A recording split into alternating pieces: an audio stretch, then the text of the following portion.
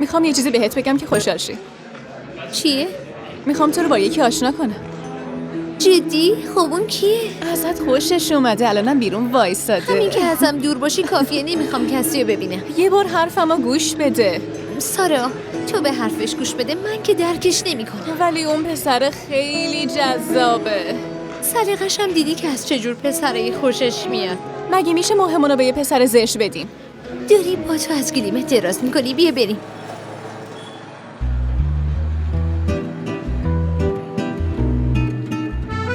ببینم این همون پسره نیست که در موردش بهمون میگفتی؟ این که داره هممونو دید میزنه. تو اینو میگفتی؟ من که گفتم اون میخواد حنا رو ببینه، واسه همینم اونجا وایساده. من که بهت گفتم سلیقه‌ش اینه، بیا.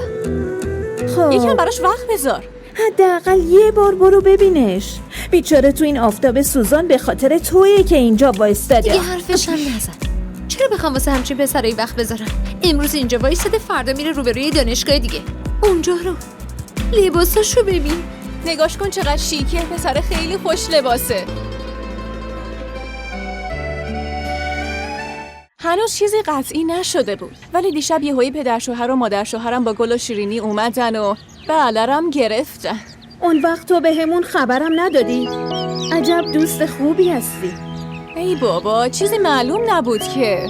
اینجور خواستگارا 2 ساله که میان و میرن. عکسشو نشون بدم.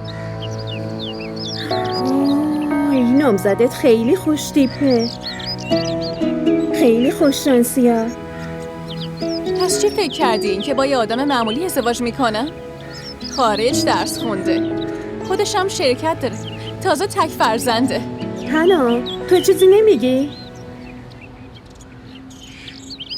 من که گفتم خیلی خوبه. اینو با خوشحالی میگن. قیافتو دیدی؟ اون دوست صمیمیمه، چرا خوشحال نباشه؟ خیلی هم خوشحاله.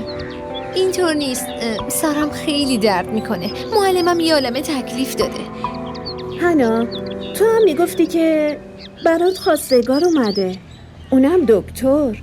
اون چی شد؟ اونو که جواب رد دادم. جواب رد دادی؟ آخه چرا؟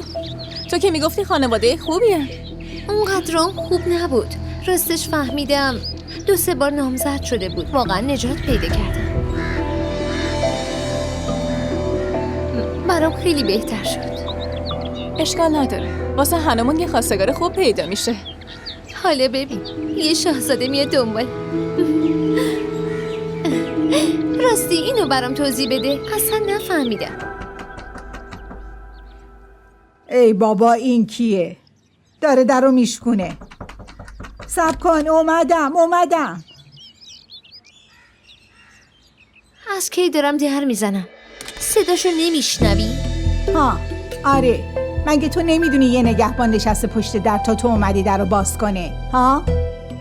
ای خدای من، این چه وضعیه؟ نگاه کن، انگار تو این اتاق بمب منفجر شده. آره؟ چی شده؟ باز چرا اینقدر ناراحتی؟ کسی چیزی گفته؟ کسی چی بهم بگه؟ واسه اشک ریختن بخت سیاه هم کافیه. چی شده دختر قشنگم؟ به مامانت نمیگی؟ ماما یه چیزی رو میخوام بهم بگی. هر روز برای دختر مردم خواستگار جور میکنه. دختر خودتو نمیبینی؟ دختر یکی دونه و خوشگله تو. آره دخترم، معلومه که میبینم. من دارم تلاشمو میکنم. تلاش میکنم؟ این چه تلاشیه؟ دارم بهت میگم مامان، من با اراذل اوباش محل ازدواج نمیکنم.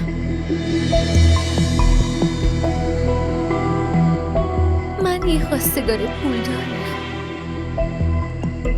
از اون خواستگارایی که مدام پا میشی میری خونه‌شون. مامان حالا که رابطت با پول داره خوب شده، باهاشون سر و کار داری، صمیمی هستی، مامان به خاطر منم باشون حرف بزن. باشه دخترم، من سعی میکنم ولی چی؟ ای خدا، ببین چه اندامی دارم. صورتم ناز و قشنگه. تو دانشگاه کسی باور نمیکنه که من دختره یه خانواده خیلی خیلی فقیرم. اونا فکر میکنن که من دختره یه آدمه خیلی پول دارم. که اینطور. پس منتظر چی هستی مامان؟ ببین، من باسواد که هستم، انگلیسی هم صحبت میکنم، یه دختر با کمالاتم. چه کم بودی دارم؟